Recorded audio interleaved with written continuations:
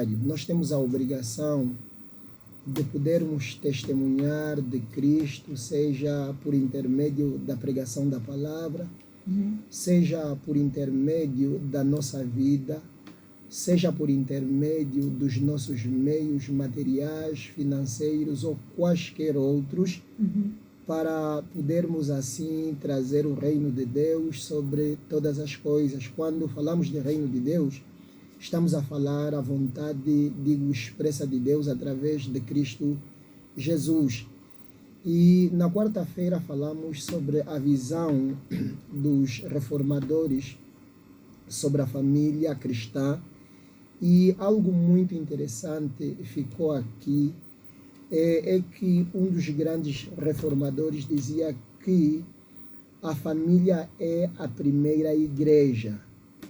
E a igreja é, na verdade, a unidade ou a soma de todas as famílias que a compõem.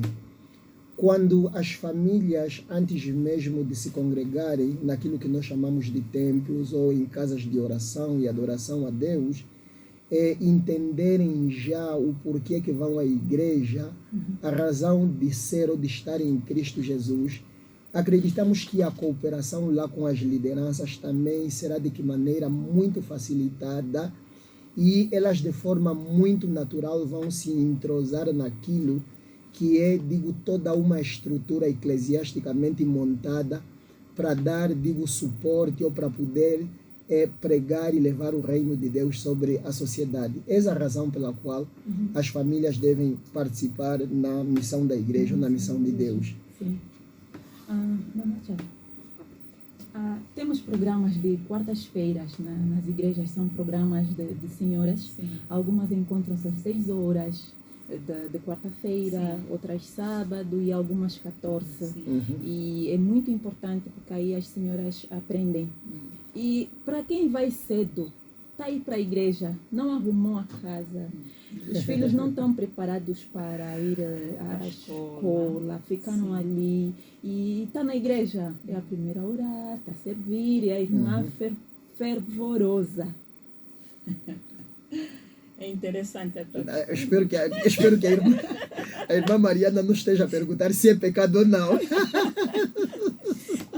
Eu, se calhar, iria também abrir aí os parênteses em falarmos também das prioridades. Exatamente. Nós devemos ter prioridades traçadas. Sim. A questão dos filhos é mesmo preocupante, né? Mas dizer que a Bíblia diz a fé sem obras é morta. E mais, Paulo a Timóteo diz: quem não cuida dos seus, principalmente dos da sua família, negou a sua fé e é pior que o ímpio. Né? E ali vamos por esses detalhes todos que a irmã Mariana frisou. Mas é importante, como já dissemos, ver a questão planificar. Né? Se calhar não deixou o quarto arrumado porque deixou o marido a dormir. Se tem um marido que dorme, né, é o último a acordar, os maridos que não vão ao ETECO. O marido que não vai ao ETECO. Isso só pode ser professor, né? Que vai entrar mais tarde. Né? Mas quanto a essa questão de cuidar das crianças, tudo precisa de planificação. É muito importante nós planificarmos, né? Sim. É verdade que algumas vezes, né, humanamente falando, não é fácil. Vamos falhar, mas é muito bom planejar, principalmente a questão dos filhos. Uma criança que entra 7 horas, a mãe tem de ir 6 horas, é bom que arrume tudo à noite. Sim. E para os recém-casados, né? Eu tive muita dificuldade.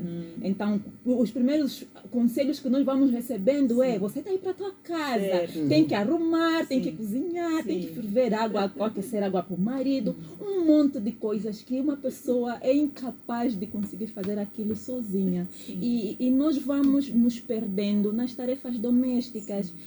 Há vezes que estão casados, mas o marido foi para a igreja e a mulher também ficou em casa, porque tem que fazer o almoço, depois vai receber visitas. é uma situação bem delicada, né? Temos os dois extremos. Sim. Há quem exagera ir para a igreja e há quem exagera também nas tarefas domésticas. E a razão pela qual Paulo em Coríntios nos diz que devemos ser moderados. Não é? É importante trazer um equilíbrio no exercício das responsabilidades ao nível do lar, seja naquilo que chamamos de atividades espirituais como as atividades não espirituais. Eu penso que passa fundamentalmente por aquilo que acaba de dizer a minha esposa, né, de planificação. E a planificação da vida da família deve ser feita de forma conjunta. A esposa, o marido, os filhos, não é? Sim. E muitas vezes dar mesmo liberdade aos filhos também para poderem dizer o que pensam a respeito da agenda da família. Eu aprendo muito com Cristo, não? E eu tenho dito que Jesus é muito democrata. Jesus Cristo é muito democrata. Sim. E quando ele convoca os discípulos a uma dada altura do ministério dele para poder saber o que as pessoas dizem lá fora, não é? Quer dizer, ele preocupa-se com o que as pessoas dizem lá fora, mas, fim a cabo, percebe-se que, em termos de prioridade naquilo que é a auscultação, se assim poderíamos dizer, não é? Acaba sendo os de dentro. E depois pergunta aos discípulos, e vocês? O que dizem, não é? Quem sou eu, não é? É quando Pedro revela pelo Espírito que ele é o Cristo, o enviado, o Messias, o Salvador da humanidade. Então, nós como família devemos também ter a liberdade de poder, de forma coletiva, planificar as nossas atividades. É bem certo que alguns hábitos não são bons, não é? Como acordar e não fazer a cama, arrumar o quarto, não, por aí fora, não é? Mas por intermédio de uma boa planificação, disciplina, não, e depois o hábito, não é? Na medida que vai se fazendo... Cooperação também, exatamente. Porque também depois tem a questão, não, alguns maridos pensam que não, o trabalho de arrumar a cama é só da mulher, é só da mulher, né? Então, se queremos trazer uma vida de equilíbrio, onde uma das partes ou cada uma das pessoas possa desfrutar de facto da vida em família, então devemos cooperar, não é? Exatamente, seja ao arrumar a cama, ou partilhar algumas experiências mesmo na própria cozinha, não é? Sim. A mulher está a preparar as crianças, o marido pode muito bem começar a fazer um matabicho. Era tão bom se a vida fosse assim. Exatamente. Não, mas eu confesso que às quartas-feiras o meu esposo tem me ajudado muito. Que bom, que bom. Graças a Deus. Que bom. As quartas-feiras, nós temos as quartas-feiras às manhãs, e o que eu faço, o que eu devo fazer, e parece que ele não é muito bom nisso, é procurar. Meu marido não tem paciência. Eu devo procurar já tudo no dia antes, né? Então, deixo já ali, onde é mais próximo, né? Quando ele chegar, encontra aí, preparo as coisas dia antes e no dia seguinte a menina, né, a mais velha, banha o irmão, arruma e o pai, né? Não estou aqui a exibir, né? Mas é bom que se passem exemplos, né? Sim. Então, o pai preparando o matabicho dá às crianças e a menina leva o irmão para a paragem. Sim. A tia vem, pega, e eu estou lá, né? Eu fico mais tranquila quando isso acontece. Agora, o que é, talvez podemos dizer, é um erro quando o marido lamenta, a minha esposa não vai para as quartas-feiras, e o esposo sabe que o filho tem eles têm 2 ou 3 filhos que estudam de manhã, e não tem tempo, acordou, já nem arrumar a cama. Querem encontrar o matabicho na mesa. Querem encontrar o matabicho na mesa. Né? A esposa, quando sabe que é quarta-feira, parece que é dia do martírio dela, né? Então, precisamos entrar em cooperação. E os irmãos também na igreja vão dizer o aconhão. O aconhão, Então, é preciso, o casamento é dom de Deus. Julgamentos farisaicos. Né? O casamento é plano de Deus. Então, se é plano de Deus, é muito bom que, quando se diz a minha parceira, faça mesmo o papel de parceiro. Entram em parceria. Quando algo não está bom, né, partilhem. Isso ajuda ao crescimento também, né? E dizendo aqui, Senhor, meu marido disse questões espirituais e não espirituais. Na verdade, tudo que nós fazemos a partir do momento que nós recebemos a Jesus, tudo que nós fazemos é espiritual. Quero comer, quero beber, quero sentar, quero ir para... Porque, na verdade, quando eu levo meu filho para a escola, eu estou a glorificar a Deus, né? Sim, a mostrar o amor de sim, Deus. esse meu filho que hoje vai para a escola, amanhã vai ajudar a sociedade. E essa sociedade também tem cristãos. Então, tudo que nós fazemos é espiritual. Sim. Não podemos separar, não podemos ser dualistas, né? Parece que hoje em dia muito, não, isso é espiritual. Isso, não, tudo que nós fazemos na verdade é espiritual porque acaba glorificando a Deus. Tudo que temos e somos vem de Deus. Vem de Deus. Amado ouvinte, infelizmente os meus convidados, tanto o marido quanto a esposa, são todos eloquentes. Mas acho que ainda vou ter um espaço para fazer aqui uma leitura. Boa noite, família. Família boa em Cristo, já estou na sala de aulas da 91.9. Estou a gostar muito do programa. Um pai deve ser amigo dos seus filhos. Eu sou muito amigo dos meus filhos. Eles gostam muito de ir à igreja. Assina o repórter do Tituno Farofa, da igreja local de Derbe. Muito obrigada pela sua mensagem, amigo Farofa. O pai deve ser amigo do filho? Sim. É muito bom quando os pais são amigos dos filhos. Na segunda-feira falávamos de que o pai, ou seja, há bem pouco tempo o catequista disse que o pai é o líder de casa, né? O pai é a autoridade. Ser autoridade de casa não quer dizer que seja autoritário, né?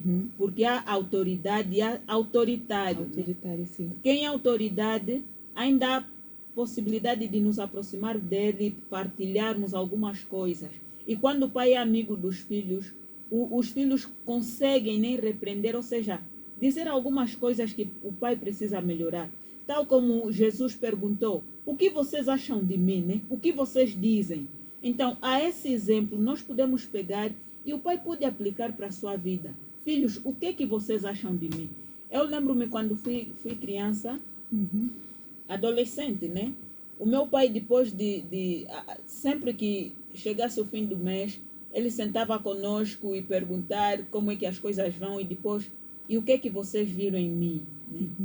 E nós lá falávamos, e chegou um tempo que o pai já não fazia isso e nós reclamamos. O pai antes fazia que quando chegasse o fim do mês, o pai perguntava como é que as coisas, e pedia perdão, mas hoje o pai já não faz. O que se passa? O meu pai disse, não, meus filhos, agora vocês são grandes, eu não preciso vos chamar para me repreenderem. Eu preciso que vocês me chamem ou sentem comigo, né, para falar, para partilhar algumas debilidades minhas, para que eu também possa aprender convosco. Isso nos ajudava muito, né, em partilhar, essa questão de democracia em casa é muito boa. E acaba edificando mesmo a família. Sim. Sim. É também uma missão muito difícil quando os pais têm uma missão, né, o chamado de servir mesmo a Deus a tempo integral. Será que tem tempo também de ensinar em casa o que ensinam na igreja? Há momentos que se calhar estão sentados, o telefone chama para uma ajuda espiritual. É possível? Como é que deve ser? Bem, é de facto uma questão, uma situação muito desafiadora. Eu gosto muito do que dizia alguém, que todo líder que não se levanta para ensinar na sua casa, nem sequer orar com a família, nunca devia se levantar para ensinar e orar na igreja. Dizíamos há bem pouco tempo que a primeira igreja é a família. E parecendo que não, a família do líder, ou espera-se sempre que a família do líder seja um modelo de vida. É bom tirar aqui das nossas cabeças o modelo de família perfeita. Não existe nenhuma família perfeita. Sim. Seja a família de líderes como não líderes, tem sempre problemas e os seus próprios desafios. Mas a palavra de Deus, quando Paulo escreve a Timóteo, diz que aquele que não cuida bem, ou seja, uma das qualificações ou uma das qualidades para poder se ser líder, segundo Paulo a Timóteo, é que ele deve cuidar bem da sua esposa, da sua casa e da sua esposa, exatamente. Sim. Deve ser marido senão de Deus uma não só. vai ouvir as orações dele. Exatamente, pode ser. Pedro também diz isso, né? Se não cuidar bem da esposa, as orações ficam condicionadas. Teto. Exatamente. Tem sido, de facto, um desafio nos dias de hoje, não é? Sim. Mas eu quero apenas dizer que todo o esforço, o empenho deve ser imprimido no sentido de cumprirmos as nossas responsabilidades como líderes ao nível do lar. Eu quero já aqui ligar com a questão que levanta o nosso rádio ouvinte, quando pergunta que o que acontece, por que muitos líderes têm os seus filhos ausentes da igreja. Eu queria dizer que não apenas os líderes, não é? Muitas famílias têm os filhos ausentes. Não é? A questão é que os nossos membros, não é? Muitas vezes gostam de fazer juízos de valores, não é?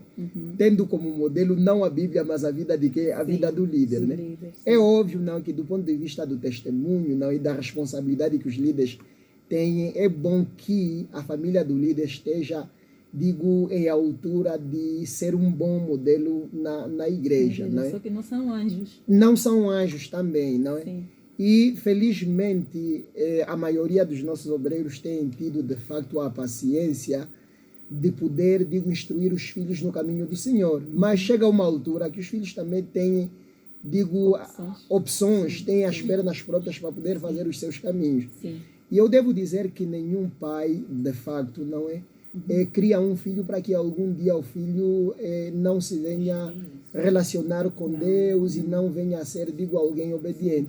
Até o pai ímpio. Exato, Sim. Até o pai ímpio. Ele prefere empurrar os filhos. Exatamente. Mas, por outro lado, reconhecemos também que muitas vezes há, alguma negligência do ponto de vista do cuidado da família para muitos obreiros. Eu tenho sido muito desafiado com uma expressão que um irmão usou na semana da conferência teológica da nossa denominação, quando dizia que muitos líderes, não é, correm para a casa dos outros para tirar os demônios dos outros, esquecem-se dos demônios que estão nas suas casas. Vão lá não é? correr. Exatamente, não é?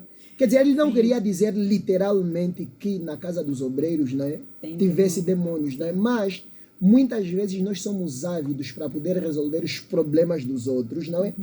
E esquecemos dos nossos próprios problemas. E é um obreiro também que dizia, não é? Que a família que nós estamos a desprezar agora, não é? Enquanto temos força, vigor para poder fazer o trabalho da igreja. E a mesma família que vai nos acolher quando nós estivermos desgastados, não é? E em fase de reforma. Então, há que se arranjar aqui um equilíbrio, não é? Sim. No sentido de não esquecer as nossas responsabilidades como obreiros ao nível da família, que é a primeira igreja, e também aquilo que é a responsabilidade ao nível da igreja enquanto vocacionados para poder liderar o povo de Deus, né? E quando nós não cumprimos, e depois os filhos ficam frustrados. Eu, certa vez, o nosso primogênito tem agora quase 7 anos de idade, não é? Ele olhou para mim, quase me travava na porta e dizia, mas o pai também toda hora ir à igreja. Mas o pai não sai só com os filhos dele, nem só um bocadinho para chupar gelado. Aonde? As crianças fazem leitura. Sim. Então, eu aquele dia tive de colocar a Bíblia de lado, ligar para um irmão para poder me cobrir lá na igreja, não? Sair com eles, passei quase todo dia com eles. Não? Então, é um sinal muito desafiador quando vem dos nossos filhos que nós não estamos a andar bem. O melhor mesmo é cuidar do nosso lar e não sermos rotulados, nem comparados como ímpios ou até pior do que os ímpios. Sim, na verdade, o melhor exemplo a seguirmos é Cristo, mas é bom também ouvirmos aqueles que estão próximos de nós quando vão testemunhando as suas vidas. E é muito bom imitarmos, mas também nós às vezes precisamos de comer bem em casa. Vamos assim ao cantinho de receitas. Luísa, pode chamar o cantinho?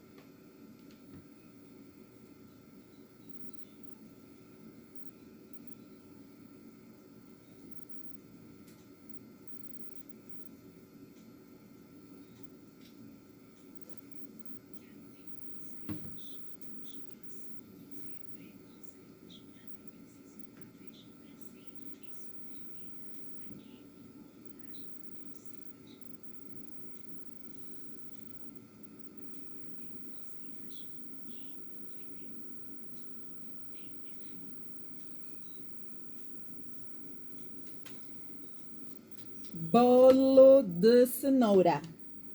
Precisaremos de uma chávena de açúcar, 8 ovos separados, 1/4 de óleo, 1/4 quer dizer a metade da metade, 4 cenouras médias, 3 laranjas, de preferência importadas, meia chávena de água, 2 chávenas e meia de farinha de trigo, 1 colher de sopa de fermento de bolo.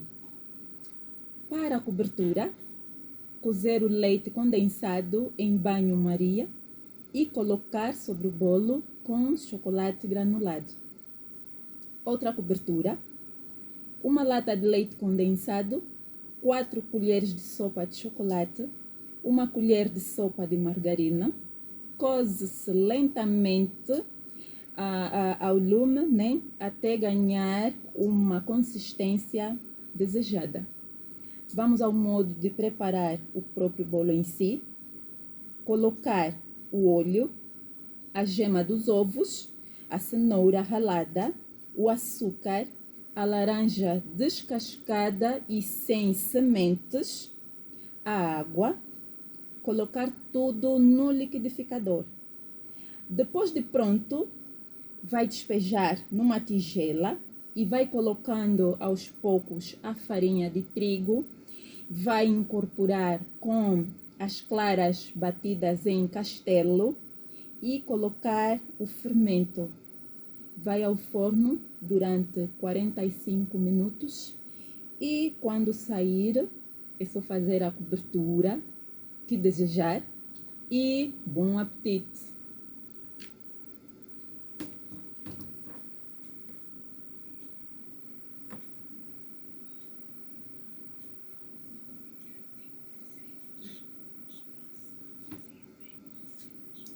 Cortei, tá desligado.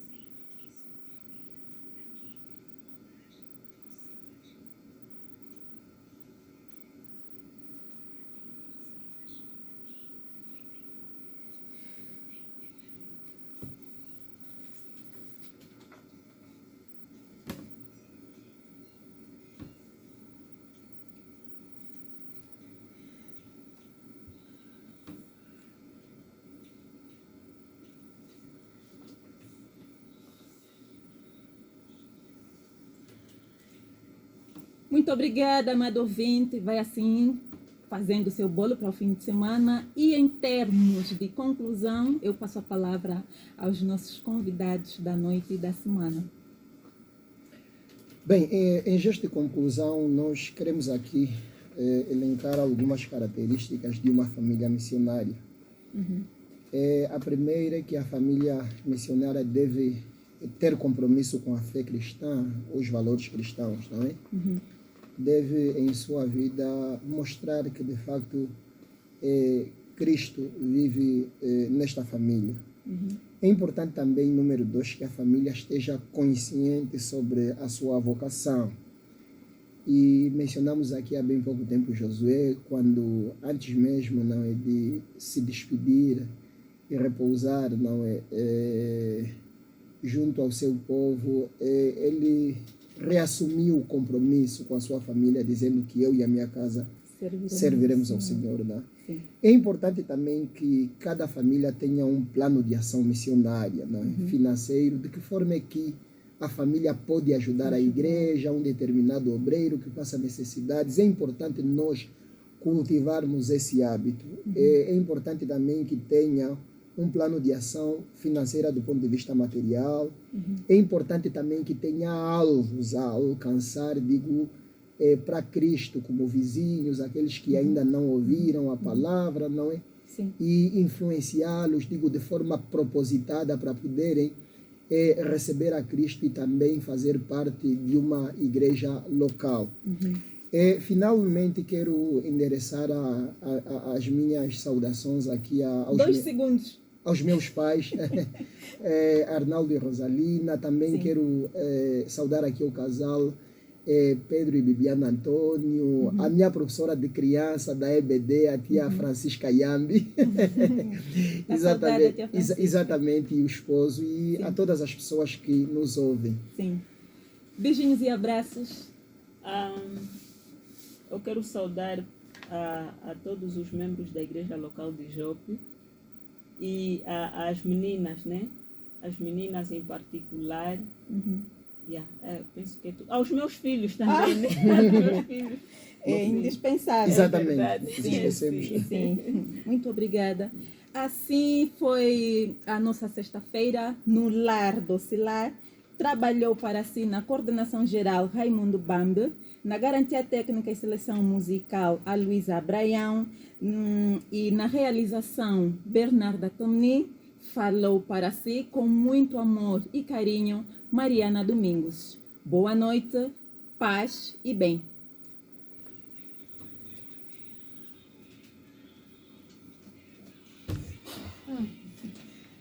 Pensei que íamos ultrapassar. Bem na hora certa.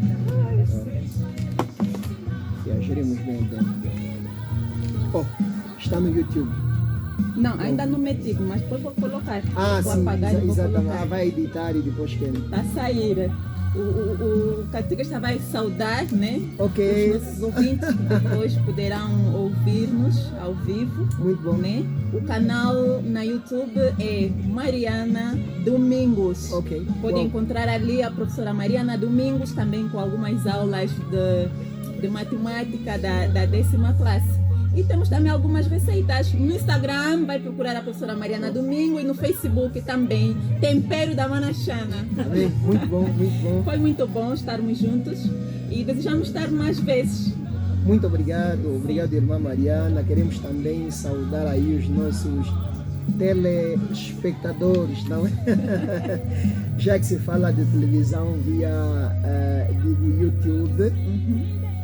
Dizer que foi um prazer estar com a nossa professora Mariana.